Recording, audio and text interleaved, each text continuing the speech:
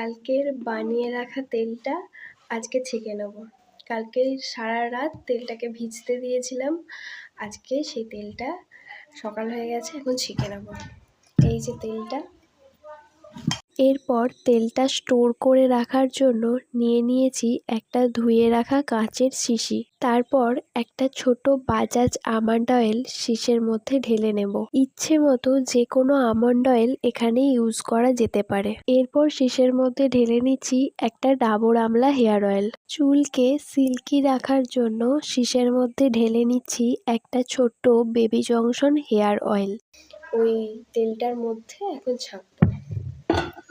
এই যে একটা স্টিলের ছাঁকনি ছাড়া তেলটা ভালোভাবে ছাঁকা যায় না। চলো।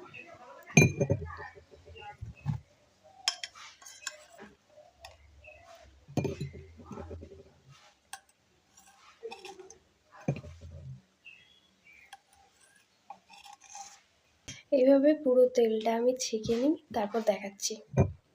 তো পুরোপুরিভাবে তেলটা আমার ছেঁকে নেওয়া হয়ে গেছে।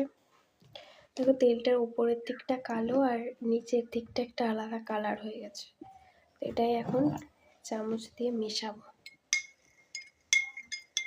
টানা ৩-৪ দিন রোদের মধ্যে তেলটা রেখে তার মধ্যে কয়েকটা ইভিয়ন ক্যাপসুল মিশিয়ে নিলেই তেলটা মাখার জন্য রেডি।